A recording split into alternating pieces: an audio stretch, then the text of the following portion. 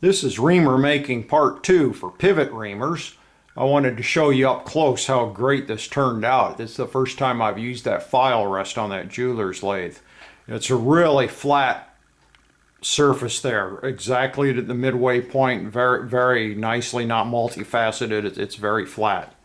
I'm very pleased with the way that came out. I've had that for about 10 years and I'm just now using it. So now I'm going to show you how I harden and then temper it. I've shown you how I harden my tone hole cutters. I don't temper those. I leave them fully hard because they're working in wood and I want to keep it hard and sharp. You actually need something a little less hard to cut steel because if it's fully hard, it's going to be brittle. So you're going to have to temper it back a bit. You're going to heat it red hot, and that changes the molecular structure of the steel to a crystalline form, and then you freeze it in that state by stopping it from cooling, or stopping it from cooling slowly by plunging it in water quickly.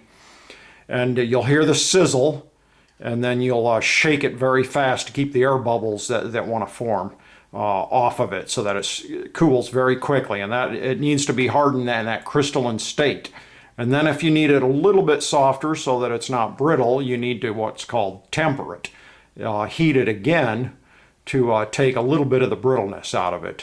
For most of our cutting tools, screwdrivers, well, for most of our cutting tools, kind of a straw colored would be the temper. You go by the color.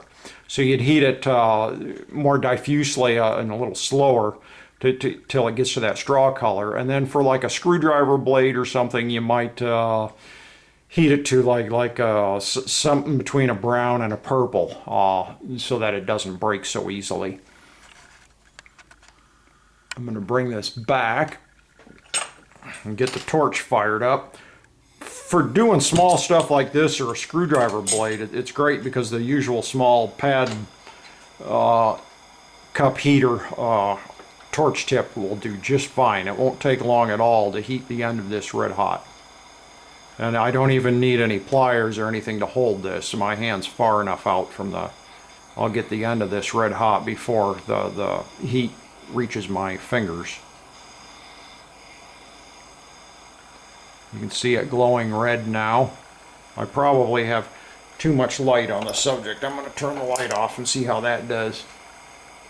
Hopefully you can see that glowing red.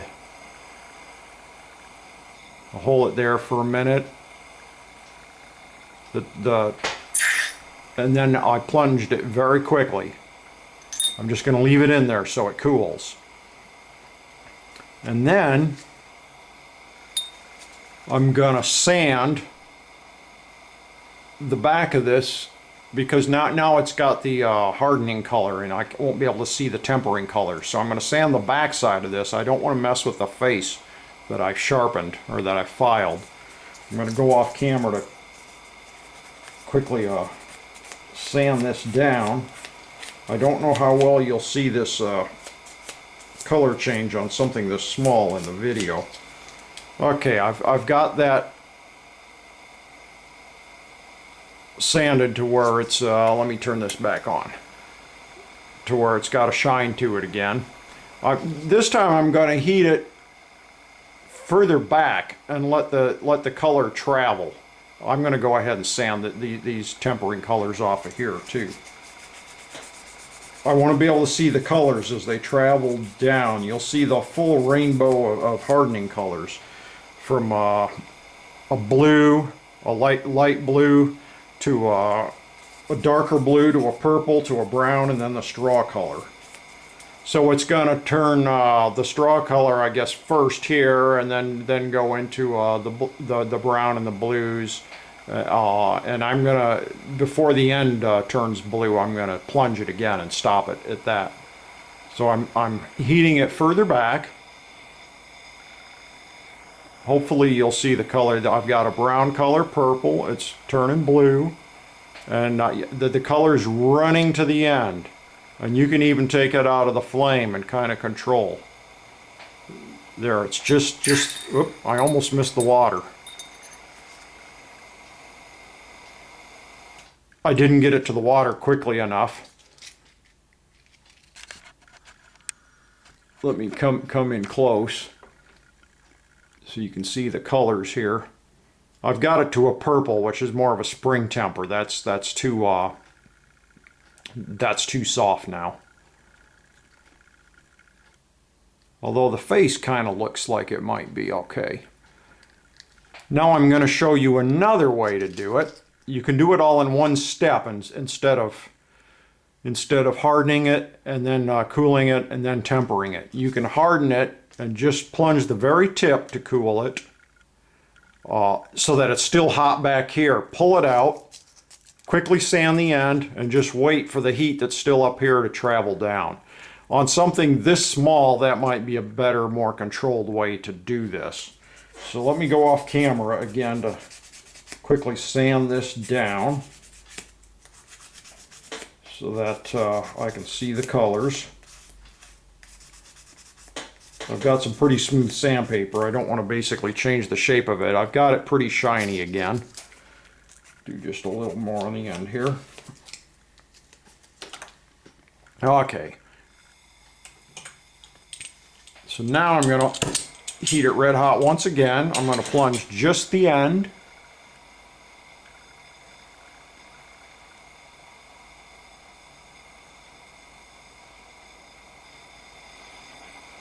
Turn up the flame a little bit.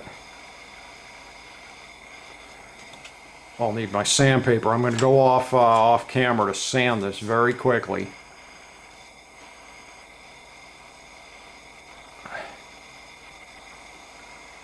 I'm going to go ahead and get it hot further back. I got my hand in the air here without support, and so I'm kind of wobbling around. I wanted the heat to be a little further back. I can actually start to feel it on my fingers now. Okay, I've got the end red hot. I've held it that way for a little bit. I'm going to plunge just the end quickly. It's still very hot back there. I'm sanding the end. I can turn that off now. The temper color should travel. It's already getting a little darker here. I can feel it on where I'm holding it.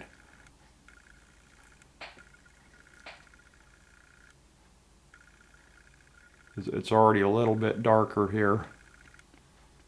It's getting a little darker yet. So that's the, and then when it gets to the color you want, you would stick it in there and let it fully cool then.